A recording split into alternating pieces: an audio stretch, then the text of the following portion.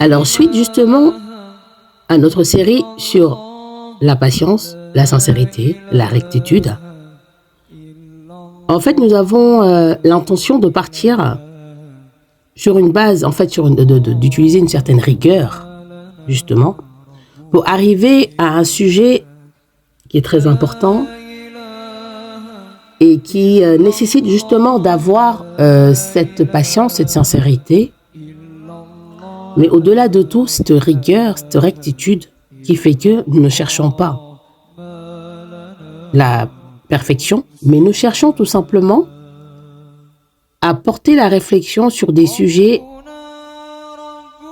dits sensibles avec une certaine bonne foi, on va dire. Ceci va nous permettre tout simplement d'être dans une démarche honnête.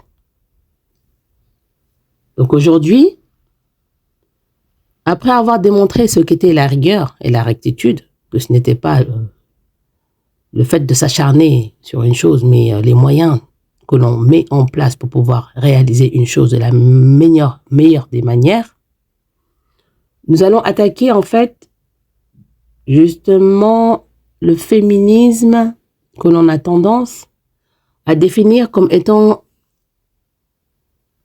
ce qui préconise l'égalité entre hommes et femmes et l'extension du rôle de la femme dans la société.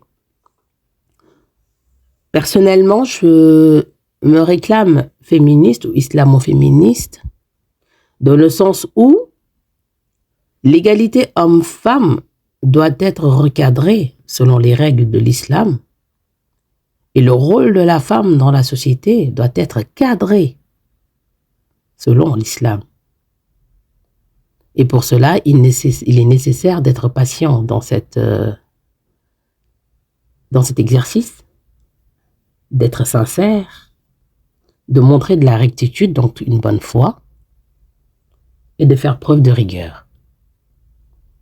Nous allons donc réaliser un exercice de syllogisme en se basant sur cette définition, mais en prenant en compte que la vision de la religion musulmane, ce sera plus simple.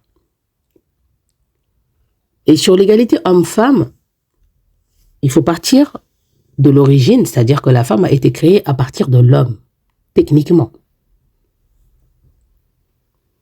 Et tout le monde connaît l'histoire de Sayyidina Adam alayhi salam, le premier homme, le premier être humain, qui d'ailleurs mesurait 60 coudées, ce qui donne à peu près 18 mètres, qui était un homme parfait, le premier prophète, car par définition, un prophète est parfait. Il a été créé d'argile dans la sourate 20, sourate Taha, verset 55. Vous verrez qu'Allah subhanahu wa ta'ala nous explique comment il l'a créé et par la suite, à partir de lui, sur une côte, il créa la femme Sayyida Hawa. Radiyallahu ta'ala anha.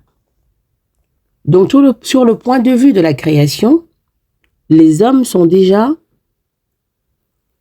considérés, et ils sont, et c'est ce qui est, supérieurs à la femme. Aujourd'hui, lorsqu'on parle de féminisme, on trouve ça soulève beaucoup de poussière. Les femmes doivent accepter la supériorité des hommes sur elles, mais elles doivent comprendre par supériorité qu'Allah subhanahu wa ta'ala n'a jamais dit que l'homme était mieux que la femme. Le français est très clair. En wolof, on dirait góor moo sut jigéen, góor moo yilif jigéen. Par contre, musuñu wax ni que góor moo gën jigéen. C'est différent. C'est une hiérarchie. Et une hiérarchie qui est nécessaire. En effet, il faut comprendre que de la même manière que l'homme est supérieur à la femme, le PDG est supérieur et il est au-dessus du DG. Le président directeur général, il est au-dessus du DG. L'imam est devant le naïm et les fidèles. L'imam, il est tout seul devant. Il n'y a personne à côté de lui. Même quand l'imam, celui qui fait imam et qui sont deux à prier, qui sont deux hommes à prier, l'un décale ses pieds un tout petit peu en avant et l'autre est un tout petit peu en arrière. Donc, c'est-à-dire vraiment on marque. C'est important. Être supérieur, donc je disais, ne signifie pas qu'on est mieux. Cette hiérarchisation est nécessaire. Et le respect de cette hiérarchisation permet d'avoir une structure dans la société. Donc l'homme est supérieur à la femme. Il faut que ça soit très clair pour que la suite de notre réflexion puisse être posée. Mais ça ne veut pas dire que l'homme est mieux que la femme.